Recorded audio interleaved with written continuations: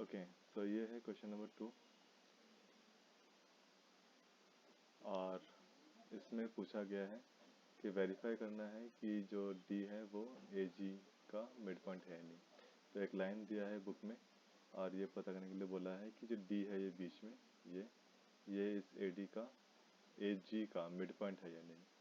तो इसको पता करने का तरीका जो मतलब यूज़ करना है, नोटबुक में तो दिखा नहीं सकते लेकिन उसमें लिख के दिखा सकते हैं।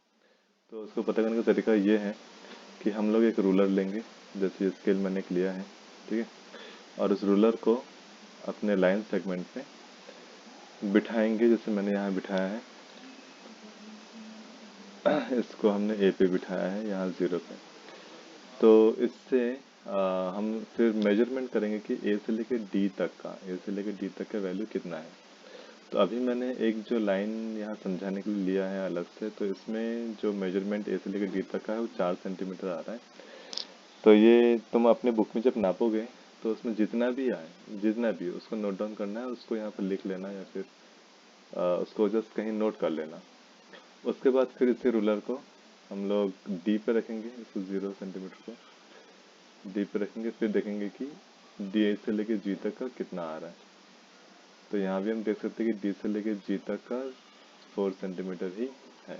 तो यानी कि जब तुम बुक में इसको नापोगे तो ए से लेके डी तक के वैल्यू और डी से लेके जी तक के वैल्यू सेम होना चाहिए अगर वो मिड पॉइंट है। तो वैसे तो यहाँ पर डायग्राम देख के समझ में आ रहा है कि वो बीचों बीच है तो सेम ही आएगा, लेकिन हम यहाँ पर दो केस लेके चल रहे हैं कि एक केस ये जिसमें हम ये मान के चलेंगे कि ए डी और डी जी सेम सेम आया है, तो कैसे लिख के दिखाना है आंसर शीट में।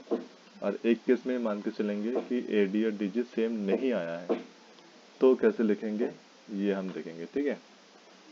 तो ये रहा केस 1 जिसमें हम मान के चल रहे हैं कि ए डी डी जी के बराबर है। तो अगर बराबर है तो लिख के दिखा देना कि ए डी और डी जी कितना कितना आया। जैसे मेरे केस में जो डायग्राम मैंने लिया उसमें 4 सेंटीमीटर आ रहा है, तो ये दिखा दिया, तो लेफ्ट के नीचे लिख देंगे hence D is the mid point of A G. बराबर है तो मिड पॉइंट है। अब अगर मान लो इन केस के अगर बराबर नहीं होता है, ठीक है, जैसे ए डी मान लो 3 आया, जी डी 4 आया, ठीक है, अलग अलग आ रहे वैल्यू, तो उस केस में हमें लिख के दिखाना है कि since A D is not equal to D G, not equal to बोलो साइन डालना है, तो इसलिए D is not the mid point, ठीक है। तो इसमें हमें फिर ये करना है D G is not the mid point of not the mid point of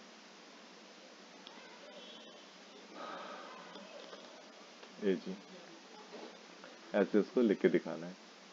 तो वैसे तुम्हारे बुक में जो डायग्राम दिया हुआ है वो सेम वाला ही आएगा, लेकिन ये चीज़ लिख के दिखाना पड़ेगा कि दोनों का मेजरमेंट इतना है, इसलिए डी जी जो है वो मिड पॉइंट है, ठीक है।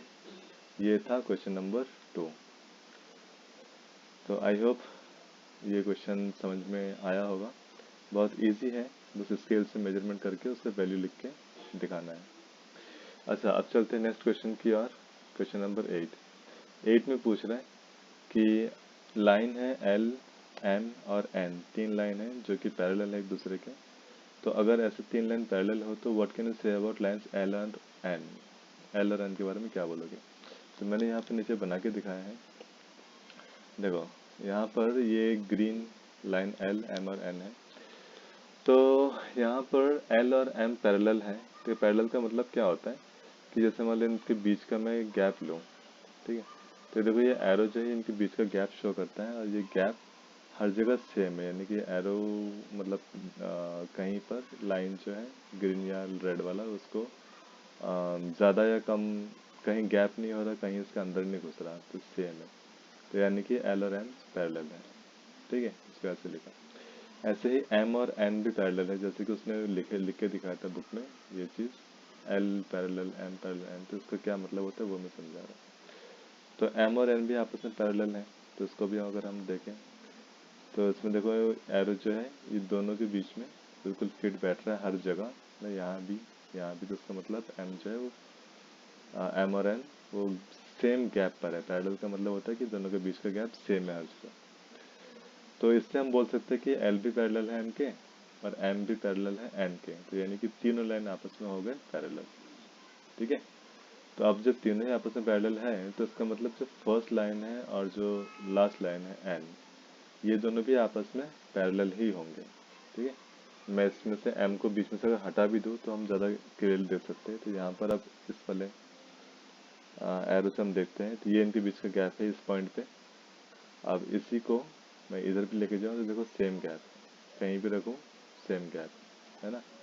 तो यानी ये जो लाइन है L और N ये भी आपस में पैरेलल ही है।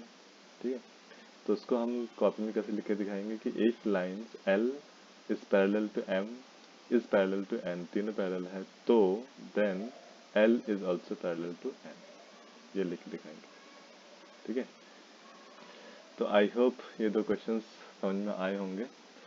अगर कोई डाउट रहता है तो हमें बता सकते हो मैसेज में, और अगर समझ में आ जाता है तो थैंक यू ज़रूर लिख के भेजना। तो मिलते हैं फिर नेक्स्ट किसी डाउट सेशन में, तब तक के लिए thank you so much for connecting to Gayan education. Thank you so much.